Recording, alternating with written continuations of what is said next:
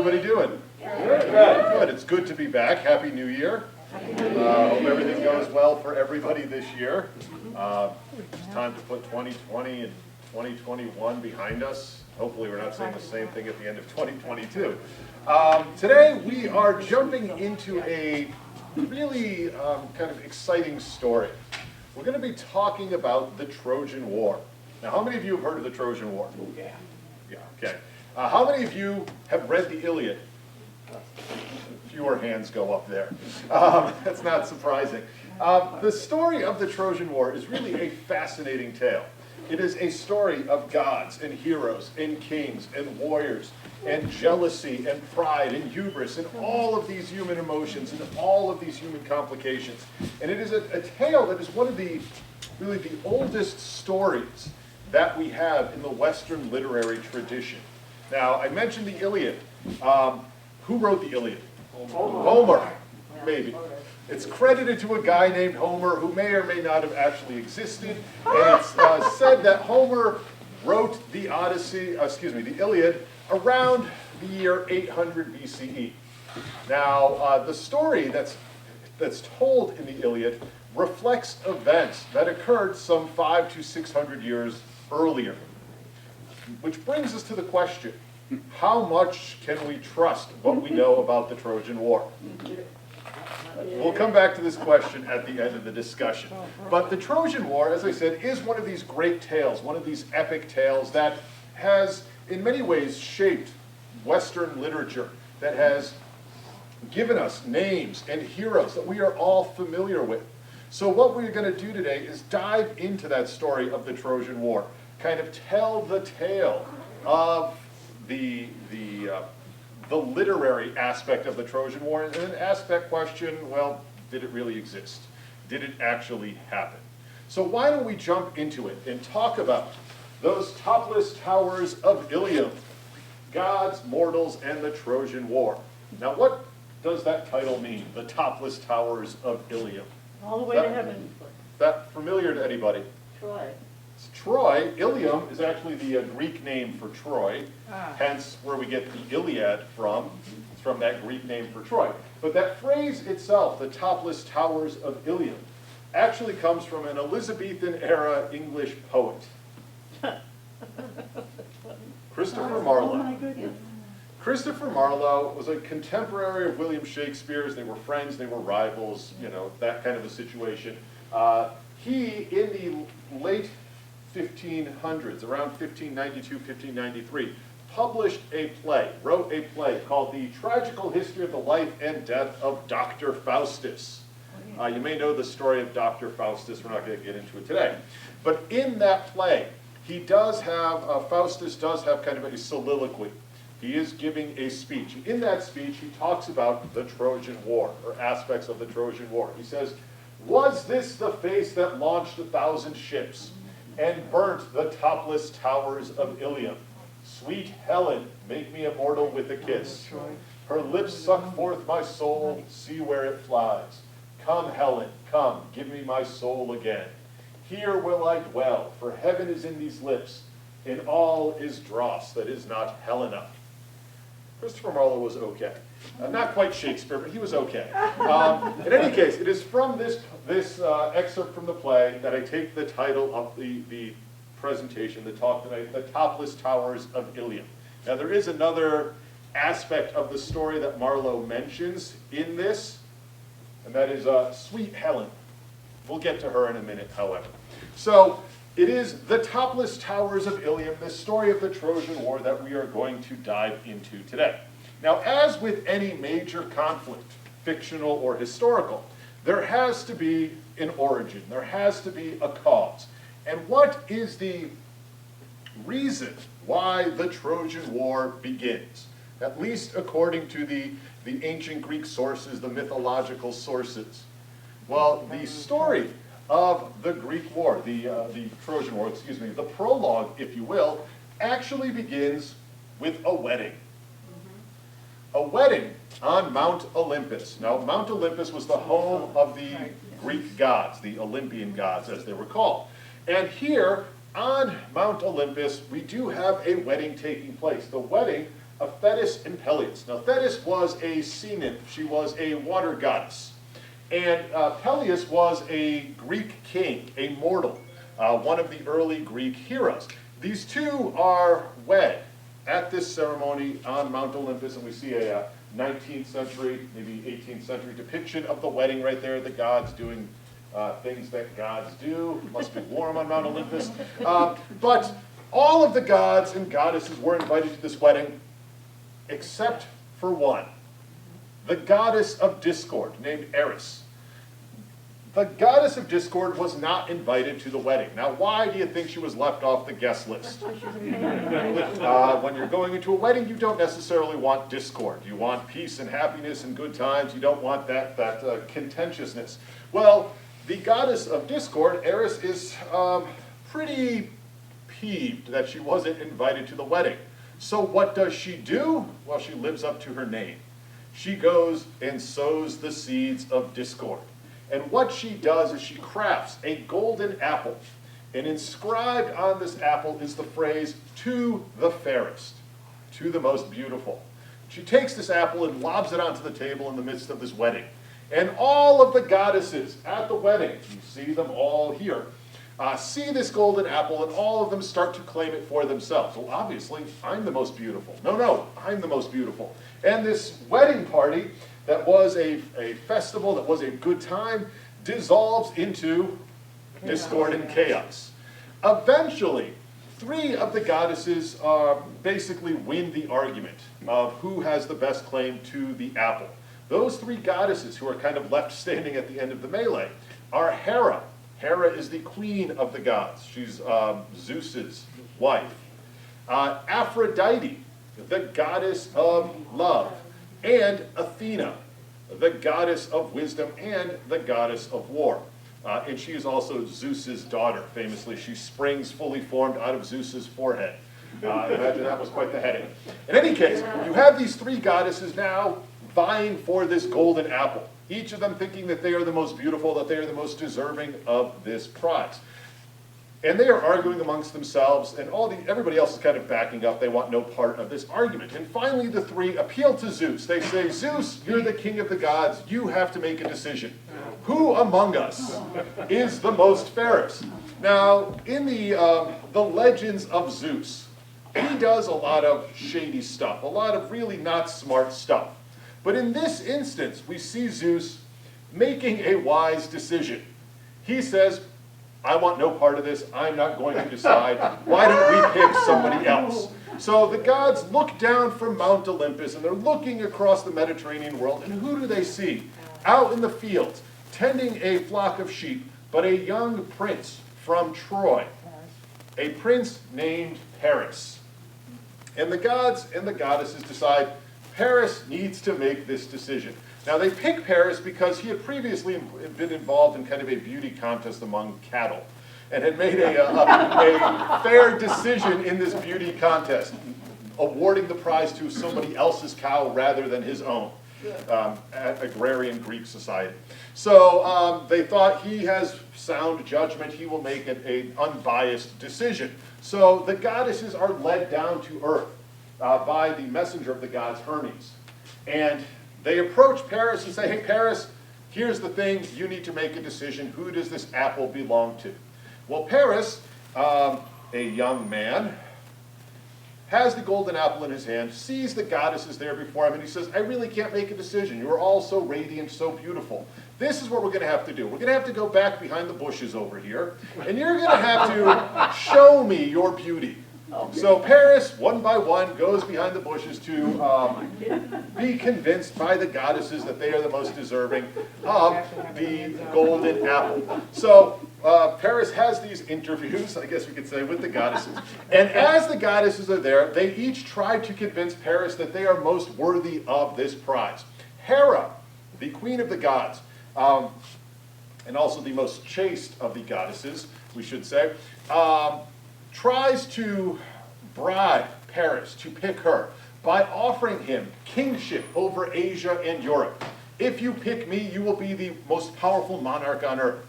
Athena, the goddess of wisdom and the goddess of war, goes and promises Paris that he will be victorious in war.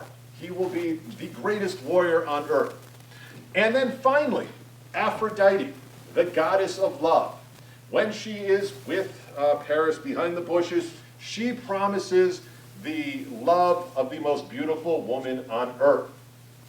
Now Paris, being young and perhaps not that smart, decides to go with the most beautiful woman on earth. And he chooses Aphrodite to win the golden apple. So she is chosen the fairest of the goddesses by Paris. Now, of course, in making this decision, Paris offends Hera and Athena. They become his enemies. And that plays a role in the story later on. But Aphrodite becomes his ally. What we see here is a 19th century depiction of the judgment of Paris. Here is Paris with that golden apple, handing it to Aphrodite. You can see her charms there. While Hera, here accompanied by her peacock, and Athena, wearing her armor, are offended and stalking away. Now this scene in mythology, this idea, this moment of the judgment of Paris, is particularly popular in Western art. Really, from the Middle Ages through the Renaissance and into the Baroque and even later. Artists loved to paint this scene in different depictions. Now, why did they like to paint the judgment of Paris? Well, it gave them an opportunity to paint naked women. So historically, it is a popular theme among many Western artists. In any case, Paris makes his choice. He chooses Aphrodite to be the winner of this apple, and Aphrodite keeps up her end of the bargain. She causes the most beautiful woman on earth to fall in love with Paris. Now, who is the most beautiful woman on earth? One of Troy. Her name is Helen. And there we see a lovely depiction of Helen. Helen is that famous face that launched 1,000 ships that Christopher Marlowe was talking about earlier. Helen is reputed to be the most beautiful woman on earth, the most beautiful woman in at least Greece. And she becomes kind of the prize that Paris will win in making that decision. There's a problem, however. Helen is married. She's married to a man named Menelaus. Menelaus is the king of Sparta. He's the king of one of the Greek city-states. Now, it is important to remember that during this period, Greece was very much divided. It was politically fragmented, lots of independent city-states. So there were lots of kings in Greece. Some more powerful than others, some wealthier than others, but there were lots and lots of kings throughout the Greek world. So Menelaus, one of the more popular, one of the more powerful of the Greek kings, is Helen's husband. Well, what happens? Paris, a Trojan prince, is kind of making a journey through the eastern Mediterranean. He goes to Sparta to pay a visit to the polis there, the city-state. And there in Sparta, who does he meet? But Helen. And what happens? Paris falls madly in love with Helen, which is natural. She's the most beautiful woman in the world. But Helen falls madly in love with Paris. There's that deal with Aphrodite. Well, when it comes time for Paris to leave Sparta, does he leave alone? No, of course not. Helen goes with him. Now, this moment is often called the abduction of Helen. Kind of makes it seem like Paris picks her up and carries her away. But probably she went willingly. After all, here's young, handsome, virile Paris. She's married to old, grumpy Menelaus over there. She's taken off. She's walking to his boat and sailing away. And the Trojan prince and his new friend sail across the Aegean Sea off to the city of Troy. Now, it is important to remember, historically, there was a Troy. In fact, there were 9 Troys, built one on top of another. Some archaeological work there in what is today Western Turkey confirms this. Troy, at its height, was probably a pretty powerful, pretty wealthy city-state, much like the Greek city-states, and probably had contact with the Greek city-states. In all likelihood, the Trojans on the eastern side of the Aegean Sea and the Greeks on the western side of the Aegean Sea interacted frequently. For trade, they perhaps fought against each other for control of commerce and islands and that sort of thing. So we know that there was a Troy in what is today Turkey. So Paris takes off with Helen, sails back to Troy, and Menelaus, the king of Sparta, well, he's not really happy about this situation, is he? His wife has just abandoned him for this young prince. So what does Menelaus do? Well, he calls up his brother. He doesn't really call him up. He sends a messenger to his brother. His brother's name is Agamemnon. And Agamemnon is the king of another Greek city-state, the city of Mycenae, which was the most powerful and wealthiest of the Greek city-states at this time. And Menelaus says to Agamemnon, hey, we need to get Helen back. This is an assault on our honor. It's just not right. The Trojans deserve to be punished for what they had done, what they have done. So Menelaus and Agamemnon begin to call on all the other Greek kings to assemble an army, to assemble an armada, to go to Troy to take back Helen. And it is that, the abduction of Helen and the desire to get her back, that is the beginning of the Trojan War. So it is from an episode of romantic intrigue, I guess we could say, that this conflict emerges. Now, what about the war itself? How does the war go? The Trojan War, as it is recounted in these stories, was a very, very long war. It lasts for about 10 years. From the time that the Greeks first show up on the shores of Troy to the time that, well, I don't want to give away the ending, but till the time that the war ends, is about a decade.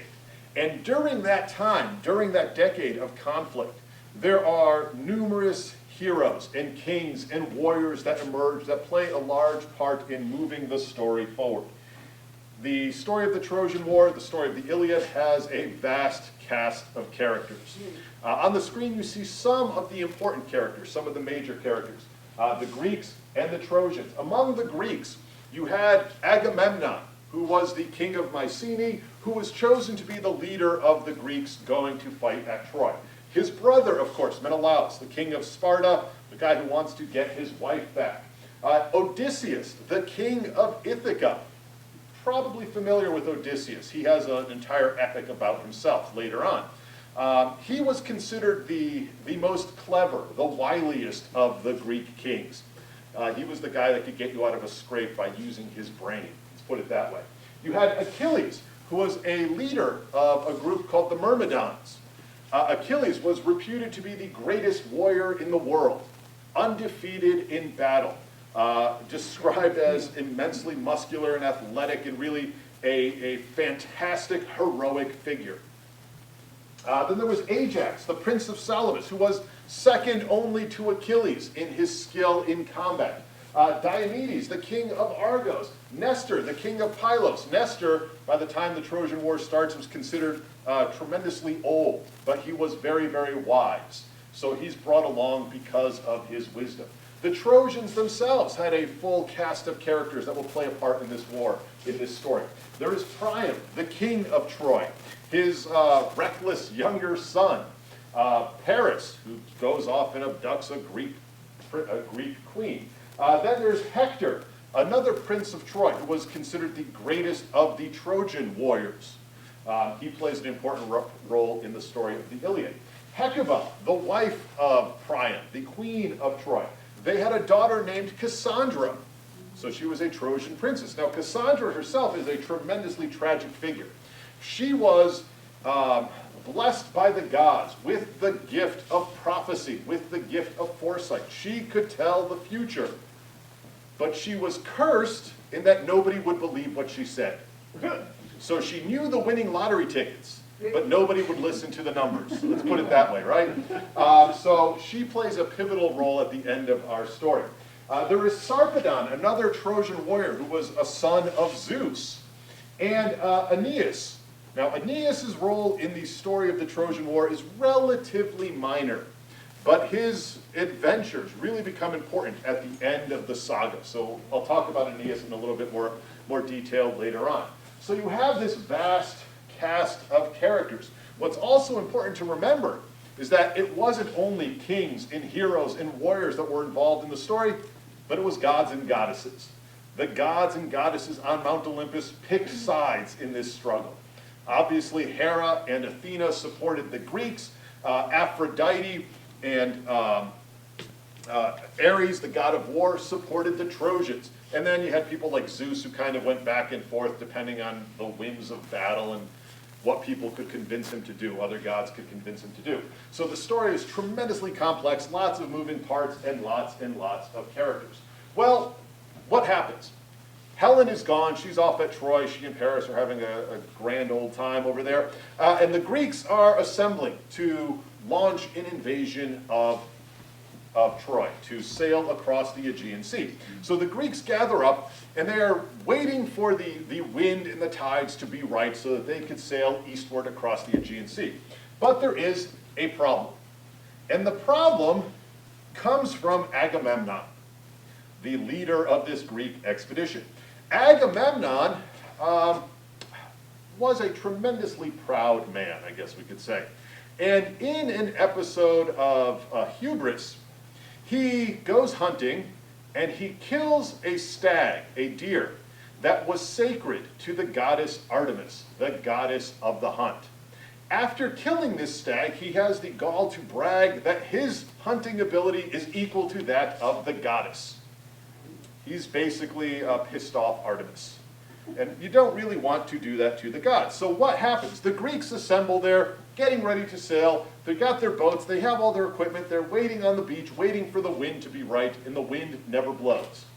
The wind never shows up. Because Artemis, in her anger at Agamemnon, has stopped the wind from blowing. So the Greeks are assembled there, waiting, and starting to grumble because nothing is happening. Eventually, a fortune teller, a prophet, comes along and says, hey, Agamemnon, you really need to make amends to the goddess. You need to make amends to Artemis so that she can make the conditions right so that you can sail. Well, how am I going to do that? What was the reply? You have to make a sacrifice. And you have to make a sacrifice that will hurt. He is told that he has to sacrifice his eldest daughter. Her name is Iphigenia. So the only way for the Greeks to be able to sail across the Aegean Sea is if Agamemnon sacrifices his daughter. Well, what does he have to do? He sends a message to Iphigenia and his wife, Clytemnestra, that they have to come right away to where the Greek fleet is assembled. And as an excuse to draw Iphigenia to the Greek fleet, she says, once you get here, I'm going to marry you off to the greatest Greek hero, to Achilles. Of course, Achilles has no knowledge of this. So Iphigenia and Clytemnestra come to where the Greeks are assembled, and what happens? Well, Iphigenia is taken, and she is offered up as a sacrifice to the gods. Here we see a dramatic scene of the sacrifice of Iphigenia. This is Artemis up here accepting this sacrifice. So once Iphigenia has been offered up to the gods, Artemis removes her ban on the Greeks. The winds start blowing, and the Greek expedition can now set sail, heading toward Troy to begin this great adventure. Now, there is something important to remember in this episode. Agamemnon's wife, Clytemnestra, is not very happy about what happened to their daughter. Her husband basically kills the daughter and then takes off, and he's gone for 10 years. Clytemnestra has this anger stewing inside her for more than a decade. That becomes important later on in our story, so just keep that in mind as we move forward. In any case, the gods are happy, Iphigenia is dead, the Greeks get into their ships, and they sail across the Aegean Sea, those famous 1,000 ships, going to Troy to bring Helen back to her husband, to Menelaus. Now, on the other side of the Aegean Sea, at Troy, the Trojans themselves, as I said, were living quite comfortably. Troy was a prosperous, booming city. It was a thriving kingdom there in western Anatolia. These are some artistic reconstructions of what Troy may have looked like. This city itself was supposedly surrounded by stout walls, walls that had been constructed by the gods Apollo and Poseidon. So it was pretty quality workmanship there.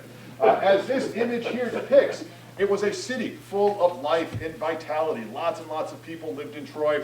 There was successful trade. It was a wealthy, prosperous place. The location of Troy was up on a ridge overlooking the Aegean Sea. So the beach was right at the foot of the city of Troy.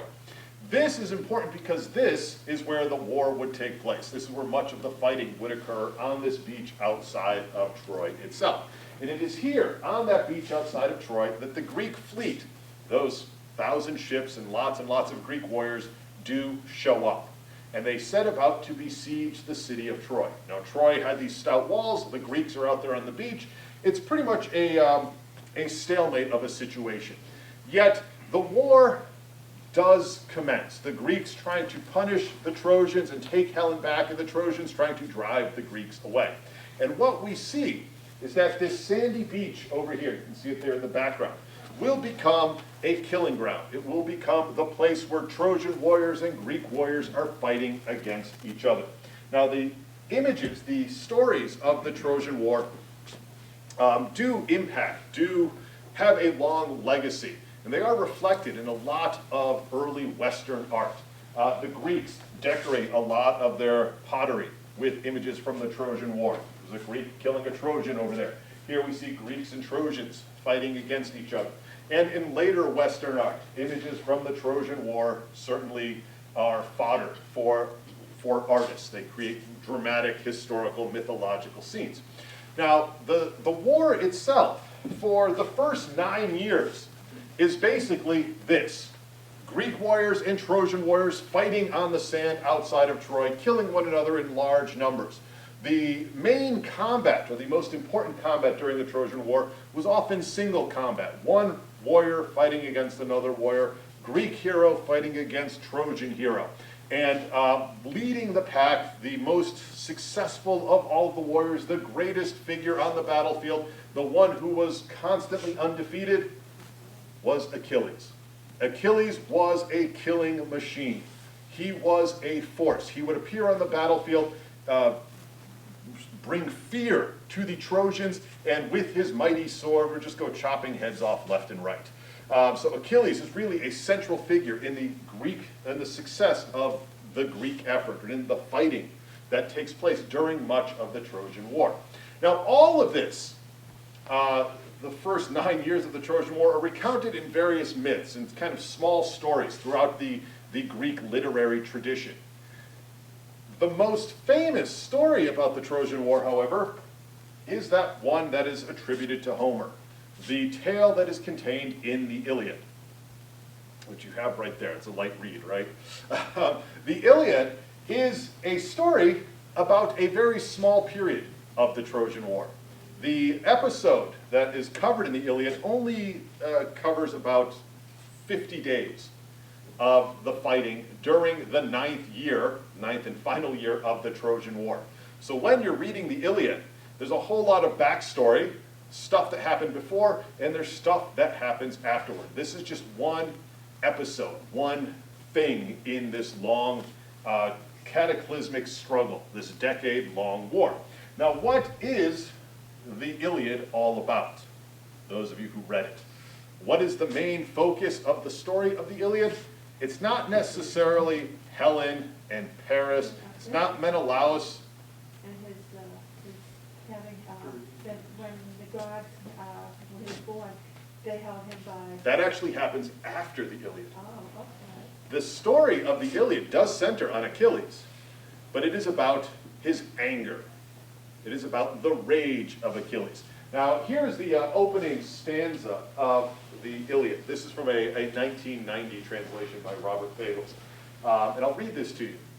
Rage, goddess, sing the rage of Peleus' son Achilles, murderous, doomed, that cost the Achaeans countless losses, hurling down to the house of death so many sturdy souls, great fighters' souls, but made their bodies carrion, feasts for the dogs and birds, and the will of Zeus was moving toward its end. Begin, muse, when the two first broke and clashed, Agamemnon, lord of men, and brilliant Achilles. So it's the story about the anger of Achilles, the rage of Achilles. And what's Achilles so angry about? Well, he has a falling out with Agamemnon. What do they have a falling out about? Well, what's a common thing that guys sometimes fight over? A girl. They fight over a girl. Now, it's a little bit more complex than that. In the Greek tradition, in the classical tradition, during the Bronze Age, when warriors fought, they often took prisoners, they took hostages, they took booty. They often took women to be concubines and mistresses from the people they had conquered. And during an earlier episode of the Trojan War, the Greeks do capture some citizens of Troy, some people that are in the Trojan kingdom, and take them as hostages.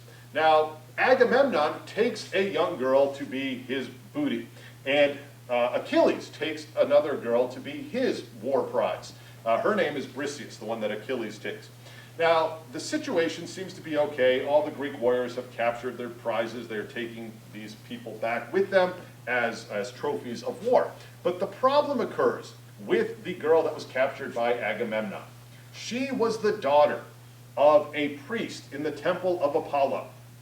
And that priest begs Agamemnon for the return of his daughter. Agamemnon ignores him, says, no, she's my prize, you can't have her back. So the priest then prays to Apollo to have his daughter returned to her. And Apollo, the god, listens to the priest from his temple, and he brings down a plague on the Greeks. And the Greeks are impacted by this plague, and they can't fight, and they don't know what's happening. Well, along comes that oracle again, that fortune teller, who says, hey, Agamemnon, you have to let the girl go. Her dad is a priest of the temple of Apollo. This plague is being brought upon us by Apollo, so she has to go back. Well, Agamemnon does agree to release the girl. She goes back to her father. The plague upon the Greeks disappears. But now Agamemnon is feeling wounded pride. He believes that his honor has been slighted because he is now the only Greek warrior without a prize. So he is determined to take a prize, and he sets his eyes upon Briseis, the girl that was taken by Achilles. Now, in the intervening time period, supposedly Briseis and Achilles fall madly in love with one another. Whether or not that's true, we don't know. But Agamemnon says, Achilles, you have to give me your prize. And Achilles says, no, that's not going to happen. And the two almost come to blows. But eventually, Achilles' mother, Thetis, the goddess, who we see here in the background, intervenes and says, you can't threaten the expedition, let the girl go. So Agamemnon ends up with Briseis, and Achilles ends up enraged, tremendously angry. So much so, in fact, that he says, well, I'm not fighting anymore. Me, my followers, were out. And he goes and sits in his tent and sulks in his tent with all of his warriors around him. Now, this is a tremendous blow for the Greeks because Agamemnon is their greatest warrior, Achilles is their greatest warrior, and without him, they can't possibly defeat the Trojans. They can fight all these battles, but the fall of Troy can't happen without the military skill of Achilles. So, it is this episode surrounding this argument between Achilles and Agamemnon that gives us the story that is in the Iliad.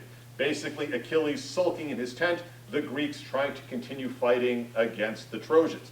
Now, despite the fact that Achilles is out of the fray, the fighting does continue. The fighting in this war does go on. And many of the stories in the Iliad depict single combat between Greek warriors and Trojan warriors. One of the first important battles that is fought is a fight between Menelaus, the king of Sparta, and Paris, the guy who stole his wife. You can imagine there are some passions involved in this fight. Now, the thing is, the two men face off on the battlefield. They're on the beach outside of Troy. Menelaus was the skilled warrior. He was an experienced fighter, stronger, bigger, better than Paris. Paris is depicted in the Iliad as kind of a weak figure who's not really sympathetic. He is really a problem. But in any case, here we have Menelaus facing off against Paris. Now, ideally, this fight could end the entire struggle, right? Menelaus beats up on Paris, takes his wife back, the Greeks go, the Trojan War comes to an end. The two men are facing off on the battlefield, armed to the hilt, and when they start fighting, Menelaus clearly shows his superior skill. He is hitting Paris across the head. Paris can't fight back. Paris is knocked to the ground, and Menelaus grabs him by the helmet and starts dragging him across the beach. At this point, the gods start to intervene. Aphrodite causes Paris' chin strap to snap. So the helmet comes off, and Menelaus is left holding the helmet. Paris is not killed. He gets back up onto his feet, and now Menelaus is enraged. He is tremendously angry. And depending on the account you look at, the translation you read, he picks up a giant boulder, and he's about to hurl it at Paris to smash him into little tiny bits. And just as this boulder is up above his head, we'll see it over here, Aphrodite intervenes once again. She surrounds Paris in a cloud and transports him from the battlefield up to his perfumed bedroom in the fortress of Troy. Menelaus heaves this rock, but there's no Paris. Paris has been rescued by the goddess. Again, a depiction of Paris as kind of a coward, as kind of a weakling in the story. Menelaus, of course, tremendously angry by what has happened, but this fight is largely inconclusive because Paris is gone. He is off the battlefield. So we have episodes like this. The next great battle that is depicted in the Ilium has two of the great heroes, two of the central figures of the Trojan War facing off against one another. Hector, the greatest warrior among the Trojans, and Ajax, the second greatest warrior among the Greeks. Imagine being stuck with that label, the second greatest warrior. In any case, these two men were equal in skill, equal in strength. They start fighting first thing in the morning, and their combat lasts all day. They are imbued by the gods with almost supernatural, superhuman ability. They start throwing boulders at one another, and soon the boulders are getting bigger and bigger, and they're almost the size of mountains, and they're trying to catch them. But, Hector throws a giant boulder, and Ajax catches it and throws it back, and this battle goes on all day long. And finally, as the sun is starting to descend beyond the horizon at the end of the day, the Greeks and the Trojans implore them to stop fighting. This has gone on all day. We've been watching you guys fight. It was fun at first. Now it's kind of boring. Can we just call it? And both heroes are convinced to call the day a draw. And in fact, at the end of the day, at the end of the fight, they embrace each other, they exchange gifts, and they go back to their camps. They've each fought honorably. They have fought with all their strength and beyond. Neither one was able to get the best of the other. They know that there will be fighting to take place in the future, so they call it a day, and they kind of go back. So again, another episode of the gods intervening in the fighting and the individual combat between Greek and Trojan heroes. Well, in the aftermath of this battle with Ajax, Hector and the Trojans devise a plan. The Greeks are encamped on the beach, and their boats are beached on the beach. They are, the boats have been there for years now. And the Trojans come up with a plan. They say, you know what, why don't we attack the Greek ships?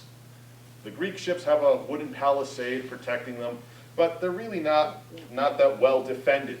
So the Trojans, led by Hector and led by Sarpedon, that other Trojan hero, decide to attack the Greek fleet. And they storm down the beach from Troy, and they overrun the Greek barricades, and they set fire to many of the Greek ships. The Greeks are now in a very dangerous position because they are just about pushed off the beach. Their ships, many of their ships are destroyed. The Greek camp itself is threatened, and the Greeks do manage to rally and kind of stop the Trojan advance, but the Trojans certainly have the advantage at this point. And it becomes apparent to everybody on the Greek side that we need Achilles. If Achilles comes back into the fray, we can turn this tide of this battle, we can push the Trojans back into Troy. But without Achilles, we are essentially sitting here hopeless. So Agamemnon sends ambassadors to visit Achilles, to try to convince him to come back into the fray. The men he sends are other kings and warriors. He sends Odysseus, again the wiliest and most clever of the Greek kings. He sends Ajax, number 2, and he sends another king named Phoenix. And they go to Achilles, here's Achilles, those are the other Greek kings, and say, you have to come back. Without you, we can't win. And Achilles says, no, unless I get an apology from Agamemnon and the girl Briseis back, I am not coming back into this fray. And in fact, I'm going to get in my boat and sail back to Greece, and maybe you guys should do the same. You're not going to win without me, and if I leave, what are you going to do? So the embassy that is sent to Achilles fails. But Achilles' friend, a guy named Patroclus, and we see Patroclus here in the background. Again, it must have been a warm day when this was painted. Has a conversation with Achilles. Now, the relationship between Achilles and Patroclus is one that is complex. In many of the Greek myths and the Greek stories, he is Achilles' companion, he is his close friend, he is his intimate confederate, he's sometimes depicted as his cousin, was probably his lover. But the two men are inseparable. Their relationship is very, very close. In fact, here we see Achilles and Patroclus, one bandaging the other. And Patroclus tries to convince Achilles, the Greeks can't win without you. You need to get back into the fray. And Achilles says, I'm not doing it. No matter what you say, I am not going to lift my sword to help Agamemnon. So then Patroclus says, you know what? How about we do this? Why don't you lend me your armor, Achilles? Achilles has this great distinctive armor. Lend me your armor, and I will go out into battle, looking like you. The Greeks will think I am you, the Trojans will think I am you, and perhaps that will be enough to rally the Greeks, to terrify the Trojans, and perhaps turn the tide of battle. So Achilles says, all right, you can borrow my armor, but be very, very careful. Just push the Trojans back from the boats. Don't attack the city of Troy itself. All you need to do is push them back. Well, Patroclus says, great, that's what I'm going to do. Sounds good. The next morning he gets up, he puts on Achilles' armor, rallies the Myrmidons behind him, rallies the Greeks, and they go and they drive the Trojans back from the Greek lines. But in the impetuousness of youth, Patroclus forgets the advice Achilles had given him, and rather than stopping, charges toward the city of Troy, heading to attack the Trojans themselves. Now, it is at this juncture that Hector, the greatest of the Trojan warriors, comes out onto the battlefield. And he and Patroclus engage in single combat. Now, Hector thinks he's fighting Achilles. The Trojans think Hector is fighting Achilles. The Greeks think Achilles is fighting against Hector. So we have this battle that is going on. Now, in the midst of all of this combat, the Trojan hero Sarpedon is killed. He is one of the casualties of the Greek defense of their ships. This image is a famous image from a Greek ceramic. It shows the death of Sarpedon. This is Sarpedon over here. He's the one bleeding profusely. Now, if we recall, Sarpedon was a Trojan hero, but was also the son of Zeus. And when Sarpedon dies, his father, Zeus, sends down a couple of gods to collect the mortal remains of his son. He sends down Hypnos over here and Themnos over here, the god of sleep and the god of death, to carry the body of his son up to Mount Olympus. Once the body of Sarpedon reaches Mount Olympus, the body is cleaned, his mortal remains are dissolved, and he sits by his father's side there as a god on Mount Olympus. So his story is kind of a tragic story, but it is part of the adventure of the Trojan War. So Sarpedon is dead. Hector, Patroclus, in the armor of Achilles, are now fighting outside the gates of Troy. Well, what happens? Patroclus is killed. Hector, the better warrior, kills Patroclus. Hector thinks he has killed Achilles, right? But he goes and he pulls the armor off of Patroclus and realizes that's the wrong guy. Now, he has Achilles' armor. That becomes a trophy. He goes back to Troy with the armor of Achilles, but Patroclus is now laying dead on the battlefield. When the body of Patroclus is recovered by the Greeks and brought back to the tent of Achilles, Achilles is engulfed in anguish. His dear friend, the closest person to him, is now dead because of his own unwise actions, but he is dead. And Achilles, the great Greek warrior, is now further enraged. He vows vengeance. He wants revenge on Hector. He wants to kill the man who has killed his beloved Patroclus. But Achilles has a problem. He doesn't have his armor anymore. Luckily, Achilles has connections. His mother, Thetis, a goddess. She turns to the blacksmith of the gods, named Hephaestus, and has Hephaestus create a new set of armor, a glowing, sparkling, dynamic set of armor for Achilles. And she brings that new armor, you see it over here, to Achilles so that he can go and avenge his friend. Now, while she brings the armor to her son, she also brings a warning. She says, the fates have decreed that you can live a long, happy life of obscurity or a short, tragic life of glory. If you rush into battle, your name will become immortal, but you will die young. If you stay in your tent, if you sail back to Greece, you will live a long, prosperous, happy life, but nobody will remember you. It's a stark choice to make, isn't it? Well, Achilles being a warrior, dons this new armor and sets out to avenge the death of his friend Patroclus. He goes back out onto the battlefield. The Greeks are in awe. The Trojans are in terror. By all accounts, Achilles basically is just massacring people left and right. Any Trojan he sees, he is lopping their heads off. He is clearing the battlefield looking for Hector. And eventually Hector is compelled to come out of Troy to face Achilles on the battlefield. And what we see in this single combat between Achilles and Hector is really one of the high points of the Iliad, one of the high points of the Trojan War itself. The two great heroes stand face to face outside the gates of Troy, while the population of Troy is watching from the battlements. The Greeks are watching from further down the beach. These two men engage in combat. It doesn't go so well for Hector.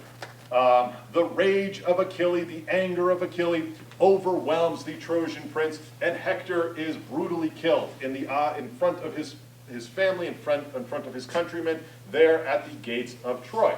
At the moment, or just before Hector is killed, he begs Achilles, don't desecrate my body. You can kill me, but allow for my body to be buried properly so that my soul can go to Elysium, go to the afterlife. Achilles has none of that.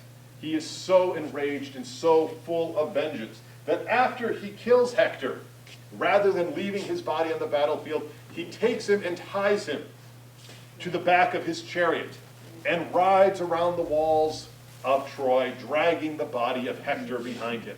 Now, luckily for Hector's sake, or for his body's sake, I guess, Aphrodite has taken pity on him and has protected his body. So though he's being dragged over rocks and sand, his body is not damaged. But Achilles will not allow for proper funeral ceremonies to be held for Hector. In fact, he takes the body back to the Greek camp and kind of holds it as a trophy in his tent. So there is tremendous vengeance rolled up in Achilles. He kills Hector, but he doesn't stop. He is now fully engaged, fully in bloodlust, and is just slaughtering Trojans left and right. In fact, at one point in the story of the Trojan War, the river god, Scamander, gets angry at Achilles because Achilles is killing so many bodies and pushing them into the river that it's blocking the flow of the river. So Achilles ends up fighting against the river god until Zeus intervenes. So he is just really full of bloodlust at this point in the story. Now, the death of Hector is really kind of a tragic moment in the story of the Iliad, in the story of the Trojan War itself. Because Priam, the king of Troy, is heartbroken that his son is dead and heartbroken that he cannot perform proper funeral rituals for his son. He wants to get Hector's body back. So he prays to the gods. And the god Hermes, the messenger of the gods, transforms, disguises Priam. It allows Priam to cross the Greek lines and go to Achilles' tent. There in Achilles' tent, Priam reveals himself as the king of Troy, and he falls down on his knees and begs Achilles for the return of Hector's body. Achilles takes pity on the old man, on the king, and agrees to allow for the proper burial of Hector, turns the body back over to the king, and Hector's body is returned to Troy. We see two depictions of that scene. This is a Greek one over here with Hector begging Achilles for the body of his son. Now this episode, where Priam is begging for the return of Hector's body, is really the end of the Iliad. This is the last scene in that epic poem that is credited to Homer. But it is certainly not the end of the story of the Trojan War, because combat continues after the death of Hector. And that combat, much of the fighting, again, centers around Achilles. Though he has a moment of mercy here, he is still enraged, he is still full of that anger and that bloodlust, and he is still killing Trojans by the score. The Trojans themselves do have a couple of allies that come to help them fight against the Greeks. There are kings from other parts of the world that come to assist the Trojans. One of them is a guy named Memnon, who is the king of Ethiopia. He brings his troops to help drive the Greeks away from Troy. Well, things don't go well for Memnon because he ends up crossing Achilles, and what happens to Memnon? He is killed by Achilles. Another group that comes to help the Trojans are the Amazons. Now, who are the Amazons? They'll bring you your packages in 24 hours. They are a group of, that's a good, right? They are a group of women warriors, reputedly from kind of the Ural Mountains, the southwest Russia, that sort of area, the Ukraine, a mythical group of women warriors. They come to the assistance of Troy. They are led by their queen Penthesilea. And again, Achilles, you know, he's having a bad day again. And he goes out on the battlefield and he is killing Amazons left and right. And he ends up in single combat with Penthesilea, the queen of the Amazons. You think Achilles could have afforded a pair of pants here, but he's busy, he's out there killing people. In this combat, Achilles does get the upper hand. And just as he is plunging his sword into the chest of Penthesilea, he gazes upon her and is bewitched by her beauty and falls madly in love with her. But he has just killed her. Part of the tragedy of Achilles, I guess. So he is really dominating the fighting at this point. The Trojan efforts are faltering because their greatest heroes are dead, and Achilles is really, really angry. Well, what happens? The Greeks are ransacking parts of the Anatolian countryside, the countryside around Troy. They are putting tremendous pressure on the city of Troy itself, and they have Achilles on their side. The Greeks seem, victory for the Greeks seems almost inevitable. But something happens. Something happens to Achilles. Now, what do we know about Achilles? His backstory. He is invulnerable, except for his heel. Now, what happens? Why does that happen? His mother, Thetis, when Achilles was a baby, according to one version of the story, takes him to the river Styx, the river at the entrance to Hades, to the underworld, and dips him into the river Styx to grant him this immortality, this imperviousness. But in dipping him, she is holding on to his ankle. The only part of him that doesn't go underwater is that ankle, making the only vulnerable spot on Achilles his ankle. He is the greatest warrior. Of course, knowing that you can't be killed or hurt probably increases your chances of success on the battlefield, but he only has one vulnerable spot, and that is that ankle. And it is that ankle that will be his downfall. It will be his Achilles heel. And what happens is that the Greeks, again, rampaging, really putting tremendous pressure on the Trojans. And there are different accounts of the death of Achilles, none of them included in the Iliad. They come from other sources later on and earlier on. But the common story is that the Greeks are having success on the battlefield. And Paris, the prince of Troy, the cowardly prince of Troy, at one time is hiding in the bushes. And he sees Achilles walk by, and he takes an arrow from his quiver and launches the arrow at Achilles. The god Apollo intervenes and directs that arrow to strike Achilles in his only vulnerable spot, his heel. What we see depicted here is Achilles and Paris hiding behind a statue, Apollo guiding the arrow that ends up going through Achilles' heel. This wound proves to be mortal. Achilles dies because of the arrow shot by Paris. Achilles does have, the Greeks do recover Achilles' body, they do have a proper funeral ceremony for him, and supposedly his ashes are interred with those of Patroclus. The two men remain together eternally from that moment forth. But the great Greek hero, fulfilling the prophecy that his mother saw, his name becomes immortal, but his life tragically short because of that one weakness, because of that Achilles heel. Achilles is dead, but the war continues on. The Greeks and the Trojans still engaged in combat. Eventually, however, the Greeks do devise a plan of how to defeat the Trojans. They come up with this fantastical idea, an idea that is credited to Odysseus, the wiliest, the sneakiest, the most clever of the Greek kings. And what's Odysseus's big idea? Let's build a horse. Let's build a giant wooden horse. We'll tear down some of our boats to find the lumber to create this horse. We will then leave this horse outside the gates of Troy. We'll get on our boats and we will sail away. Seems simple enough, right? But what's the catch? The horse is hollow, and Greek warriors are hiding out inside of it.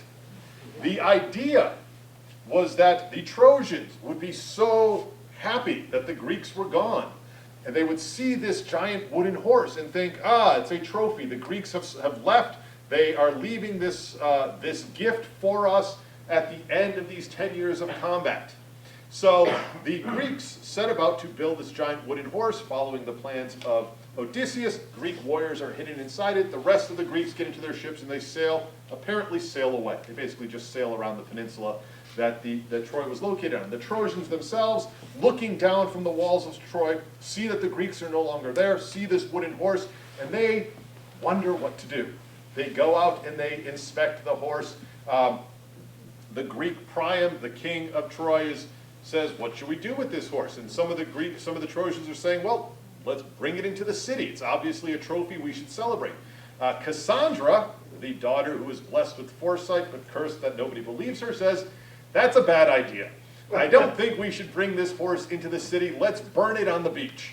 And everybody says, you don't know what you're talking about. Stop talking. And the horse is wheeled into the city, and Troy breaks out into a festival like has never been seen. There is round-the-clock celebration, feasting and drinking, and everybody's having a really good time because they think the Greeks are gone. They think this decade-long war has finally come to an end.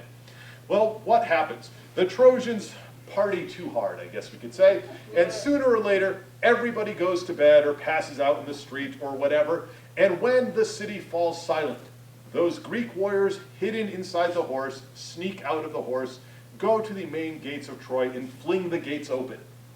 For the Greeks that had returned under cover of darkness to the beach outside of Troy, the Greeks then swarm into the city of Troy, massacring everybody, setting the city on fire, taking prisoners.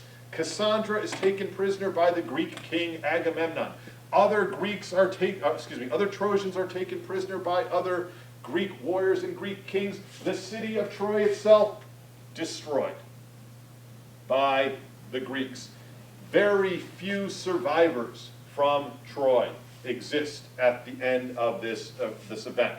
There are those hostages that are taken, and there are a handful of people that manage to escape the destruction of the city. Troy, that had once been a great city, a powerful kingdom in its own right, one of the rivals to the Greeks, ceases to exist. The Trojan War comes to an end with the Greek victory through trickery. But is that the end of the story? No, because as with any good story, there is an epilogue. There is an afterword. What happens after the fall of Troy? 10 years, another 10 years. Well, for one person, there's another 10 years. The Greeks, now loaded down with booty and treasure and hostages and victory, all begin the long journey home. Not really that long of a journey, but they begin the journey home. And many of the Greek kings begin to return to their kingdoms. Agamemnon goes home to Mycenae. Menelaus has recaptured Helen and takes her back to Sparta with him.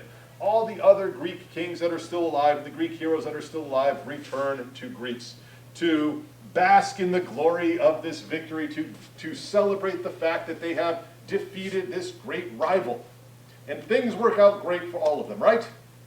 No, not at all, in fact. We can look at the story of Agamemnon to kind of see how things went bad.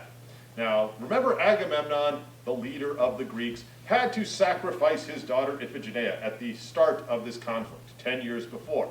Well, when he comes home, 10 years after, his wife is still quite angry at him.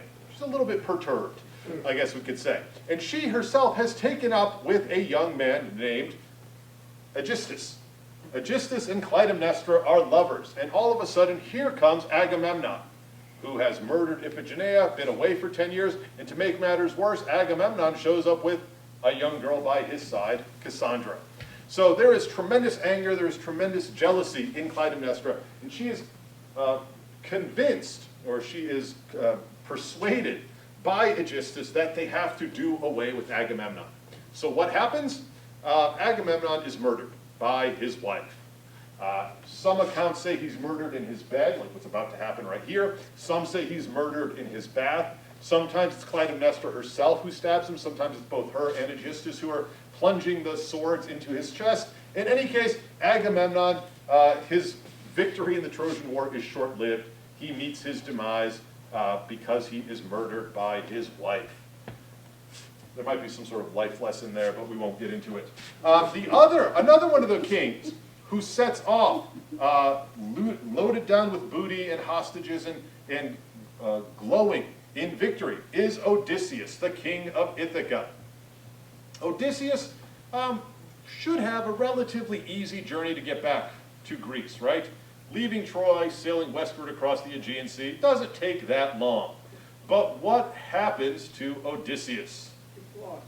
He kind of gets lost, but he gets lost because he has offended the god Poseidon. And Poseidon decides to make it difficult for Odysseus to get home. And what should have been a relatively easy journey ends up being a 10-year odyssey. As Odysseus is thrown about the Mediterranean, facing all sorts of dangers and troubles. He is seduced at one point by the Sirens. He is held hostage by the witch Circe, who turns his men into swine, into pigs. He has to escape the clutches of the Cyclops Polyphemus. He manages to navigate between the Scylla and the Charybdis, the cliff and the whirlpool that was known to destroy ships. He undergoes all of these adventures and all of these trials, eventually does make his way back home to Ithaca, 20 years after he departed. In all of that time, his wife has remained loyal to him. Though the palace is full of suitors, of men who want to marry his wife, her name is Penelope, who want to assume the kingship of Ithaca, she has managed to resist all of their advances. His son, who was a child when he left, is now a grown man. His name is Telemachus. And by the time Odysseus arrives in Ithaca, he is in tatters, he is unbathed, his clothes are essentially gone. He looks like a vagrant. He is washed up on the shore of Ithaca, totally unrecognizable, except to one person, one being, his dog. He is recognized by his loyal dog who has waited for his master's return. The dog comes up to Odysseus, sniffs his hand, wags his tail, and drops dead. But Odysseus does go to his palace. He does reveal himself to Telemachus. He does reveal himself to his wife, and he manages to chase all of those suitors out of the palace and reassume his throne as the king of Ithaca. And finally, the last afterwards story that I want to tell is of a Trojan who survived the sack of Troy. A Trojan prince by the name of Aeneas. As I mentioned at the beginning, Aeneas is a relatively minor character in the story of the Trojan War, depending on which account you look at. He was a nephew of Priam, one of these princes of Troy. The reason why Aeneas is important is because as Troy is being sacked, as the Greeks are rampaging through the city, Aeneas manages to escape with his wife, his child, and his aged father. His name is Anchises, who Aeneas carries out on his shoulders. Aeneas and his family get into a boat and they sail away from Troy. And they themselves end up on an odyssey across the Mediterranean, their own 10-year journey that eventually lands them on the western shore of Italy near the mouth of the Tiber River. Now, why is that significant?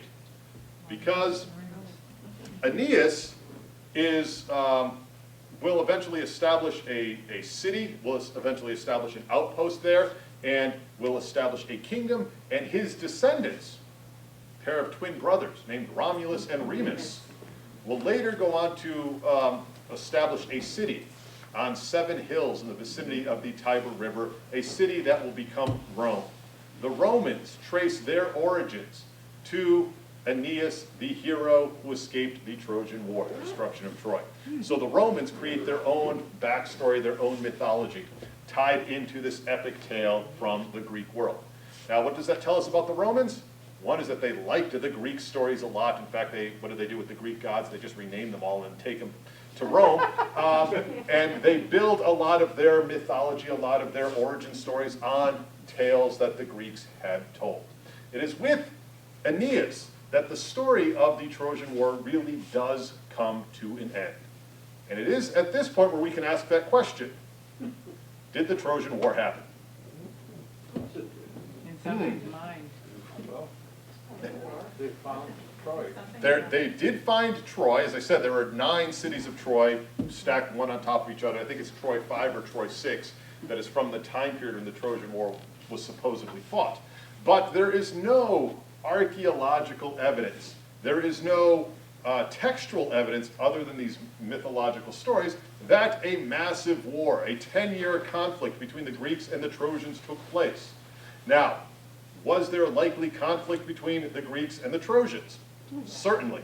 Again, they were rivals. They were competing for the same resources, for the same regional influence. I'm sure that Greek city-states fought against representatives of the Trojans, and the Trojans fought on some of the Greek islands. There probably was some of that went on. But the story, as it comes down to us, as related in the myths, as related in the Iliad, is just that, a story. There might be a kernel of truth in there somewhere, but it is mainly a folk tale that has been told to us. If you look around, the gods tend to not intervene so much in our daily lives anymore, right? Maybe none of us are sufficiently heroic. But that is the end of the story of the Trojan War. Now, does anybody have any questions? Yes? How many years did it take you to learn the names of all the people? Wow, yeah, your memory is impressive. 10 years. It took a while. I'm on the return journey now, so I should be done in about 9.5 years. Tremendous. Any other questions? No, but I You think know who might William. know if it was real? That's Brad Pitt. Brad Pitt. Now, that brings us to Hollywood and Hollywood interpretations of the story of the Trojan War. As I said at the beginning, this tale is tremendous fodder for the Western literary tradition and also for Western cinema. There have been countless tales told of Troy, of the Trojan War, of the heroes of the Trojan War, and lots of movies made of the story of the Trojan War. The most recent one that I can think of, the most recent big budget story of the Trojan War was the movie called Troy that starred Brad Pitt as Achilles. Entertaining movie to watch. I'm not a movie critic, so I won't get into it beyond that, but certainly does add some dynamism to the story as it has come down to us. Now, one of the things to remember is that the story of the Trojan War has many different versions. You know, there were earlier Greek stories about the Trojan War that have kind of a different origin, that have different figures that are involved in some of the conflict. The tale of the death of Achilles has different interpretations and different versions. There's one version where he's climbing the walls of Troy and is shot by a poison arrow that hits him in the heel. You know, that sort of thing. So because it is such a long story, such a complex story, and such an old story, there are lots of different aspects of the tale that have been told, that have been retold, that have been transformed over the 3,000, 4,000 years that the story has existed. So Hollywood interpretations might not be true to the Iliad, but they are certainly interpretations of the tale itself. Yes? I was gonna say, I enjoyed your pictures. Thank you. And all that. Yes. Some of the painters have Again, the done legacy on Western art makes this really easy to do some visually stunning images, because there are so many images of the story of the Trojan War. Is it one artist? They seem to have similar colors. Are they one particular artist? They're different artists that I chose from. I think I picked colors that were vibrant and that looked good on the screen. There are some that are much more muted. There's a lot of ancient Greek images, of course the Roman images. So there's an entire school of study just on images and art of the Trojan War. I'm sure somebody's written a dissertation on that. So, so any other questions? I'm trying to remember, was the marathon story part of the Trojan War? No, that is part of the Persian Wars. Persian. The Persian Wars historically happened. We have good resources and sources for that. The story of Marathon is the Persians, the first Persian invasion in 490 BC. The Persians invade, they launch an invasion of Greece. The Athenians can't get any allies, so they have to face the Persians on their own, and the Persians land at this place called Marathon, and the Athenians manage to chase the Persians all away from Marathon. And then Phidippides runs from Marathon to Athens to announce that the Athenians have won, and then famously drops dead. He runs that 26 miles and collapses. Now, the story of Phidippides is a little bit longer than that, but that's what he's doing. Boston Marathon. Oh, my goodness. But Marlowe had a different idea from the painter. The towers had towers, it was not topless. These are certainly not topless. These do have a top. I think what Marlowe was getting at was that they were imposing, right? He was using the colorful language of Victorian England to give us a sense of the grandness of Troy itself. Okay, last one, I think. And what was the years, the 10-year period that supposedly? The Trojan War probably took place in the 13th century BCE. So, somewhere in there. Was Helen so beautiful after 10 years? You know, that is a wonderful question. We could probably do a before and after kind of art exhibit. Helen before and Helen after, you know? So, anyway, it was good to see you all. Thanks a lot. And I will